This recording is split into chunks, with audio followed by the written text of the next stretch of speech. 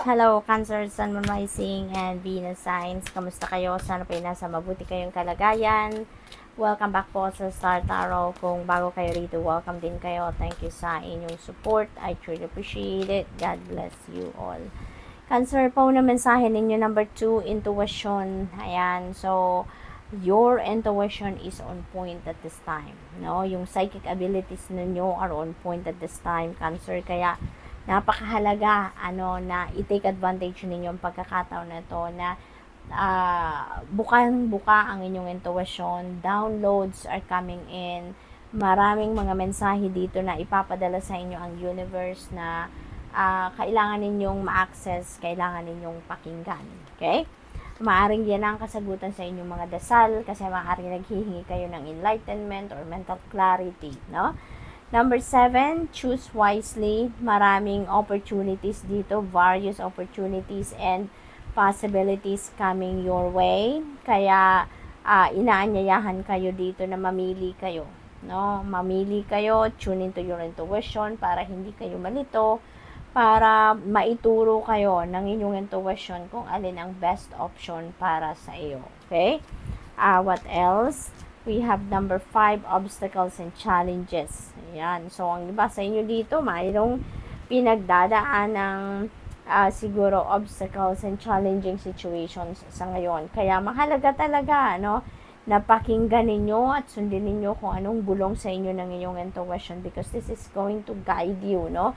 Yung mga mensahe na yan are guidance para sa iyo, para mahanap ninyo yung way out dito sa challenging situations na to, para mahanap ninyo ang solusyon dito sa kung paano kayo makakawala sa mga obstacles na ito.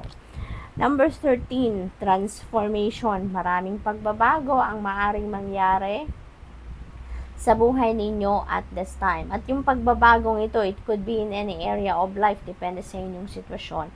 Maaaring dito dahil yan sa opportunities na parating, maaaring yan dito sa mga obstacles and challenging situations na pinagdadaanan ninyo. So, maraming shifts dito ang maaaring mangyari sa buhay ninyo, depende sa inyong sitwasyon. Celebration, ayan. So, meron tayong celebration na gaganapin dito, Cancer. Maaaring ito ay inyong achievement, accomplishment. Maaari din yan ay mga okasyon, no? Maaaring may birthday, may mga anniversary, yung mga ganon. Or kahit ano pa man, no, na isi-celebrate, milestone sa buhay, or siguro natanggap nyo na yung inyong pay raise, or maaring na-promote ang iba sa inyo dito, kaya yan ay isi-celebrate ninyo. What else? We have number 8, power. Ayan. So, feeling ko, dito, you will be in your power, no? Maaring, ito yung kapangyarihan ninyong magdesisyon. Ito yung kapangyarihan ninyo over yourself. Maaring babawiin nyo na yan sa ngayon. Maaring isa yan dito sa mga tagumpay na makakamit ninyo. Kaya yan ay inyong isi-celebrate, no? So, what else for Cancer? We have positive movement forward. Meron tayong dalawang 8 which is really beautiful. Kasi yung 8 resonates with material and financial success. That is also infinity. Kaya napakaganda na doble ang energies niya. So maraming swerteng parating sa inyo pagdating sa pera dito, no, or financial opportunities. Kaya siguro meron din kayong transformation kasi maraming magbabago. Maaaring yung opportunities na yan are financial opportunities, 'di ba? At kaya siguro meron kayong isi-celebrate because of that, no, na siswertehin kayo, mararanasan nyo na yung financial freedom, ma-experience nyo na yung financial prosperity and abundance, no? At isa pa, this is positive movement forward. So, papunta kayo sa progress, papunta kayo sa expansion, sa growth, no? So, napakaswerte ninyo at this time. So, good luck po, Cancer. And that's all I have for you for today. Thank you for watching. Love and light. Namaste. Hello, Scorpio, Sun, Moon, Rising, and Venus signs. Kamusta kayo? Sana po nasa mabuti kayong kalagayan. Welcome back po sa Star Tarot. Kung bago kayo rito, welcome din kayo. Thank you sa inyong support. I truly appreciate it. God bless you all. Paunang mensahe ni Scorpio ay number 14, patience. Ayan. So, practice patience, Scorpio. Yan ang panawagan sa inyo ng universe sa ngayon. Kasi sadyang may mga bagay talaga na kailangan nating hintayin, hindi ba? Hindi natin maipipilit kasi kung hindi talaga ukol, hindi pa bubukol yan. Kaya sa ngayon, you're being asked, no, to practice more patience kasi kung handa na, no, ang universe para ibigay sa iyo yan, yan ay mangyayari. Ano man ang inyong sitwasyon, yan ay mangyayari, no? Kaya ngayon, pasensya muna, okay? We have number 16. There is sudden changes na maaaring mangyari sa buhay ninyo dito. Maaaring ito din ang sitwasyon na hihingi sa inyo ng inyong pasensya, no? Kailangan ninyong magtiyaga, kailangan ninyo dito na maghintay, no? At kailangan ninyo dito na sumabay sa agos ng buhay, no? Yung kung ano man ang mga pagbabagong ito, hindi ninyo ito napaghandaan, hindi ninyo ito kagustuhan na pagbabagong ito. Kaya maaaring may parang overwhelming ito para sa'yo, no? Kaya kailangan din ninyo dito na mag-practice kayo ng more patience, okay? Number 3, rejoice in celebration. There are reasons for you to celebrate dito. Maaring meron dito mga dadaluhan kayong party, birthdays, celebration ng anniversary, or kung ano pa man, ano. Maaring may imbitahan kayo dito sa isang gathering, or maaaring kayo din yung mag-host ng celebration na ito. So, depende sa inyong sitwasyon. But definitely, merong isi-celebrate dito, no? What else? We have number 9, material harvest. This is beautiful. Maaring ito yung hinihintay ninyo. Maaring ito yung matagal na ninyong minimithi na makamit ninyo, na makuha nyo na yung fruit of your labor. No? Makuha nyo na yung bunga ng inyong pagsisikap, ng inyong pagtitiyaga sa trabaho, ng inyong pag-persevere. No? So, maaring ito na yon, no? Ito na yon. You are going to reap the rewards of your hard work. May experience nyo na sa ngayon ang prosperity and abundance, financial gain, financial freedom, financial comfort, no? So, good luck to that. We have balance. Ayan. So, you're being asked here to bring the balance back in your life, Scorpio. Maaaring may mga distractions na nangyayari sa buhay ninyo. Maaaring hindi kayo nakafocus sa mga bagay na dapat ninyong pagfokusan sa ngayon. Maaring distracted talaga kayo sa ngayon. Kaya, iniimbitahan kayo dito na ibalik ninyo yung balanse, no, sa sarili ninyo. Para nang sa gayon, mabigyan ninyo ng tamang oras, panahon, atensyon ang lahat ng mga areas ng buhay ninyo. Okay? So, we have number 2, spiritual union. This is union of two people. Pinapakita sa card dito kung gaano kayo synchronized, no? Yung iniisip ninyo, parang you are on the same page all the time, you are in sync all the time, yung parang you are on the same wavelength din, kaya magkakaintindihan kayo na kung sino man ito na makakapartner ninyo dito. Maaring you're going to start new friendship din dito, no? Bagong kaibigan ito, bagong business partner, bagong person ninyo, love and romantic partner ninyo siguro ito. At magkakaintindihan kayo, no? There will be symbiotic relationship between the two of you dito, kaya magiging harmonious ang inyong relationship dito kahit anumang klase ang inyong relasyon na papasukin. So, this is really good. What else? We have number 1, napakaganda. Number 1, 2, and 3. So, napakaganda nito kasi ibig sabihin na yung ascending numbers na to, 1, 2, 3, ibig sabihin na you are, papunta kayo sa pag-progress, papunta kayo sa pag-evolve, papunta kayo sa growth, expansion, yung ganon. So, uusad na ang mga bagay-bagay dito sa buhay ninyo. Pati kayo, mag-i-improve na din kayo, mas madi-develop pa kayo, yung ganon ba, no? Prosperity begins. This is a very beautiful energy din pagdating sa inyong money, career, and finances. Magkakaroon kayo dito ng mga financial opportunities, financial blessings na parating, no? At maaaring ito ay manggagaling sa kung saan hindi natin alam kung saan manggagaling ang mga offers na to.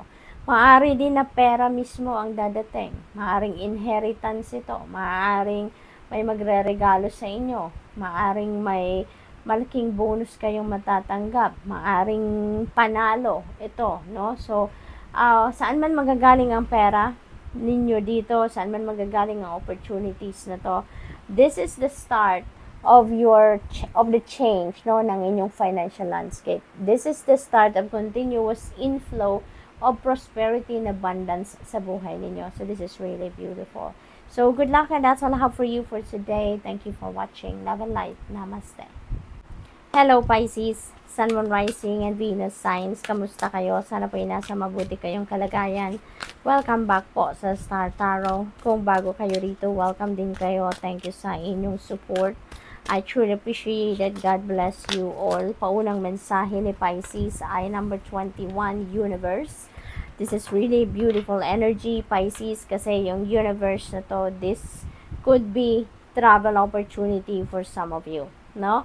Maaari din na there is achievement and accomplishments dito na makakamit kayo, successes and celebrations, no, are up for you as well dito, kasi marami kayong tagumpay dito na maaaring makamit sa ngayon.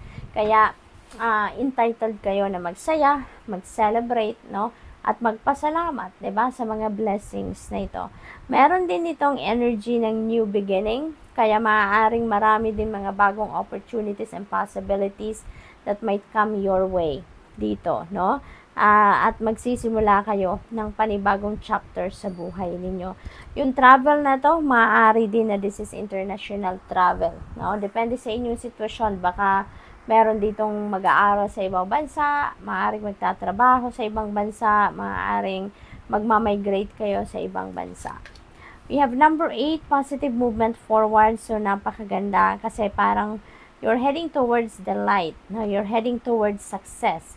Nanggagaling kayo sa tagumpay at papunta rin kayo sa panibagong tagumpay, no? So this is really full of successes, no, ng mga energies na ito. So what else? We have number 6, moving on forward, tapos moving on. Napakaganda, Pisces. Napakalaking pagbabago ang magaganap sa buhay ninyo. Ano man ang inyong sitwasyon, ano, kung medyo may mahirap kayong pinagdadaanan, you are moving on from that. You are moving forward from that. So, papunta kayo sa liwanag, papunta kayo sa swerte, papunta kayo sa tagumpay, no? Kung ano man ito. So, this is really beautiful kasi positibo, no? Optimistic ang mga energies na bumabalot sa inyo sa ngayon. So, what else? We have number 2, spiritual union. Ayan, so this is also a beautiful union between two people. Kasi kung sino man ang makakapartner ninyo dito, no, anumang klaseng relationship ito, whether this is love or romantic relationship, or bagong pakikipagkaibigan, or bagong business partnership, whatever it is, or friendship, no, you will be in sync with each other, same wavelength kayo, magkakaintindihan kayo, so you can expect harmonious relationship dito, no? Kasi magtutulungan kayo dito, nag-a-agree kayo sa kung ano man ang mga iniisip ninyo, maybe also you're sharing the same goals, parang ganon, ano? Kaya in sync talaga, no? In sync talaga kayo dito, so napakagandang relationship ang mabubuo ninyo dito. What else? We have number 2, another 2, okay? So this is very powerful because this is 2 2s. So that is master number 22. So I suggest na please look up for the meaning po of master number 22 for more guidance. Okay? Maraming na sa Google na nag-explain ng mga angel numbers, ng mga master numbers, yung mga ganon, numerology, yung ganon. Waiting game. Meron kayong hinihintay, Pisces. No? Meron kayong hinihintay. Paikot-ikot kayo, no? You're rounding in circles dito kasi naghihintay kayo.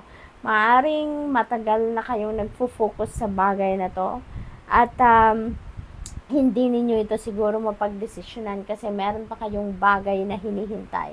Meron kayong impormasyon na hinihintay or maaring merong tao kayo na hinihintay. At yan ang missing piece. Kumbaga, sa paghihintay ninyo na to para kayo ay makapag-move forward na, para kayo ay makapag-move on na, no?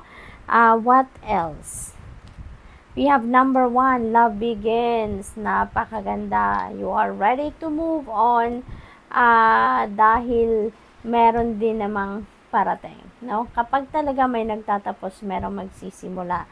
Nakapag-heal na kayo dito, kaya moving on na kayo, and you are ready, no, to start a new life, no, with someone, no? Maaring yung spiritual union na to talaga could be a new love and romantic relationship, no, with the love begins energy. This is a new beginning energy, no? Magsisimula kayo dito ng mga bagong chapter sa buhay ninyo. Universe is also a new beginning energy. Kaya definitely hindi lang ito isang area ng buhay ninyo na magsisimula kayo ng bagong chapter, no? Definitely, ang iba sa inyo, lalo-lalo na kung single kayo, maaaring magsisimula na kayong mag-date sa ngayon, maaaring meron ng mga nandiligo sa inyo or kayo yung manliligaw. So, depende sa inyong sitwasyon, ano? But you are starting to make a move ngayon. Dito din, this is divine blessing na parating. Maraming biyaya din ang dadating sa inyo, Pisces, around this time. At ang napakaganda rin nito, kasi kung ano man ang mga biyayang parating, no? Ano man ang mga biyayang ipapadala sa inyo ng universe, it's gonna come in abundance, no? Marami ang ibibigay sa inyo. Sobra-sobra para sa inyo. Sobra-sobra para sa mga mahal ninyo sa buhay. Sobra-sobra so that you can also share with other people, no? So you are blessed. So good luck. That's all I have for you for today. Thank you for watching. Love and light. Namaste.